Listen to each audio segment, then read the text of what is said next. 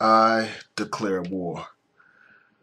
I want you all to take a second to look at this video clip, and then I'll provide my commentary on the other side.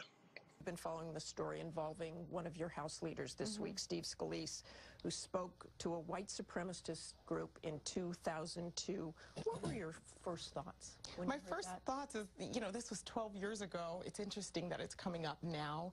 I found that it really interesting. These groups are awful, and the last thing I want to do is give them any sort of publicity or credibility. And I can say, as far as I'm concerned, with Representative Scalise, he's been absolutely wonderful to work with. He's been very helpful for me, and he has had the support of his colleagues. Does it hurt the image of the Republican Party, and should he remain in leadership? I believe he should remain in leadership. There's one quality that he has that I think is very important in leadership, and that's humility.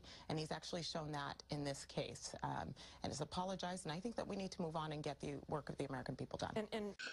Okay, so you saw the video footage of Mia Love expressing her support for Steve Scalise. He's the House Majority Whip. And I recommend that you go to my main channel, New Possibilities. On that channel, I have a video where I discuss the whole situation involving Steve Scalise. But basically, in a nutshell, here's the situation. This man met with a racist white supremacist group in 2002.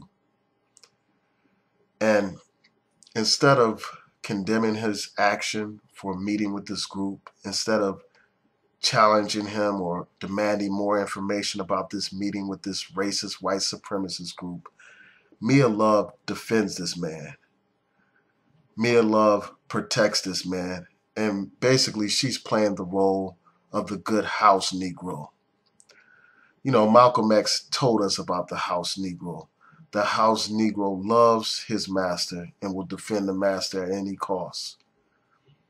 When the master's sick, the house Negro is like, "What's the matter, boss? We sick?" And that's her mentality. That's the mentality of many people. And I understand that she's newly elected, and she's probably just trying to play the game to get ahead.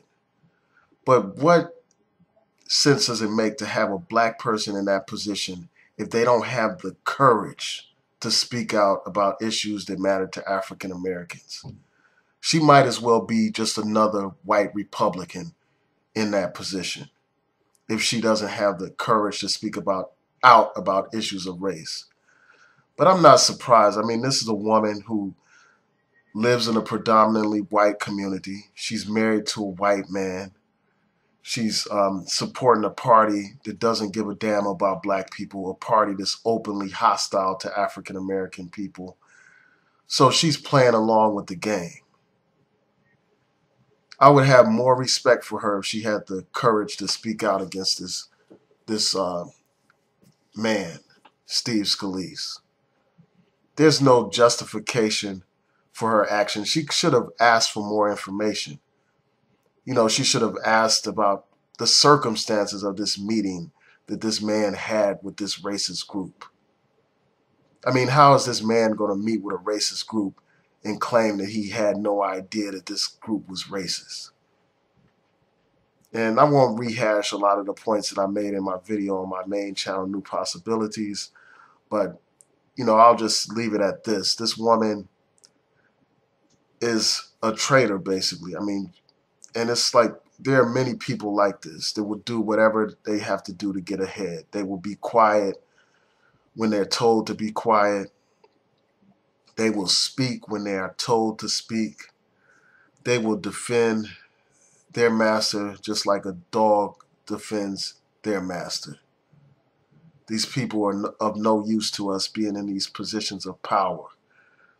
And a lot of people celebrated the fact that you had the first African-American female representative elected from that state to Congress or from that district.